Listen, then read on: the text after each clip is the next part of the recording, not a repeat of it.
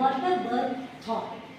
अब आज इस पोएम में हम पढ़ेंगे कि एक बर्ड एग से उसकी जर्नी बड़े तक होने की कैसी है। तो हम स्टांजा वाइज, हमारी पोएम तो हो चुकी है, लेकिन स्टांजा वाइज क्वेश्चन आंसर हम कैसे लिख सकते हैं वो देखेंगे। I lived next in a little nest, nor needed any other.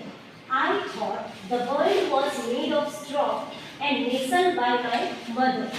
Means nestle का मतलब resting safely, यानी वो एग के अंदर जो बच्चा है और बर्ड है छोटा, वो एकदम सेफ फील कर रहा है अपनी मम्मा के साथ। Then straw का मतलब dry stalks of crops like wheat और rice, like twig, यानी डालियाँ और डालियों के टुकड़े, piece of branch. ओके, तो इसमें पूछा है कि I lived next in a little nest, यानी जब छोटा बर्ड एग में से बाहर निकलता है तो तब तक वो नेस्ट में रहता है। Nor needed any other, उसे किसी चीज की तब जरूरत होती नहीं। I thought the world was made of straw, और उस टाइम जब वो एग में से छोटा बच्चा यानी एक बर्ड बना छोटा सा, तो वो ऐसा सोचता है कि ये दुनिया सारी स्ट्रॉ की बनी हुई है। And nestled by my mother, और मेरी मदर के साथ मैं बहुत ही ज्यादा सेफ फील कर रहा हूँ। तो इसमें से हम क्वेश्चन आंसर देखेंगे। Where did the bird leave after coming out of the egg. इसमें बोला गया है कि एग से बाहर आने के बाद बर्ड कहाँ पे रहता है।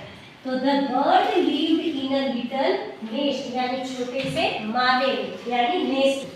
What did the bird think the world was made of, यानी बर्ड के अकॉर्डिंग उसका मानना क्या था कि ये दुनिया एक किस चीज की बनी हुई है। तो it thought the world was made of straw. Then who took care of the bird, उसकी देखभाल कौन करता था, या तो ऐसा भी कह सकते हैं कि वो कहाँ पे सेफ फील कर रहा था। तो it's mother took care of it, उसकी माँ उसकी मदद या उसे सेफ और केयर कर रही थी। Answer the question, what does the egg symbolize in the poem, यानी इस पोएम में एग किस लिए सिंबलाइज किया गया है। The egg symbolizes the beginning of the life, यानी egg वो beginning of life दिखा रहा है। and limited knowledge, और जब limited knowledge था उस bird का, before experiencing the outside world, उससे पहले कि वो दुनिया में बाहर आए।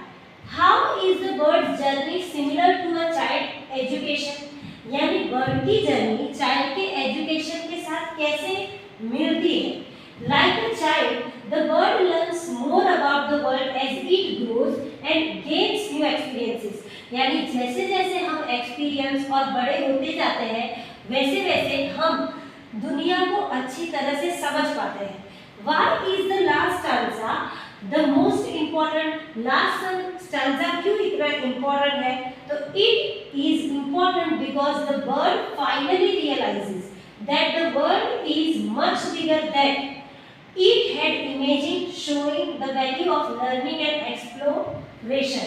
यानी लास्ट स्टैंजा में बोला है कि बर्ड फाइनली रियलाइज करता है कि जैसा उसने दुनिया को सोचा है, दुनिया उससे कई ज्यादा बड़ी और जिसमें हम बहुत ज्यादा कुछ ना कुछ नया सीख सकते हैं। ऐसे If the bird could speak to young birds, what advice would the most likely give? अब देखो ये बर्ड्स की पोएम से हम क्या एडवाइस देना चाहेंगे। तो be curious, keep learning and never be afraid to explore the world beyond what you already know. आपको जब तक कुछ चीजों का पता ना चले तब तक आप उस बारे में डरे ना और हमेशा कुछ नया सीखते रहे, ऐसा जज्बा रखें।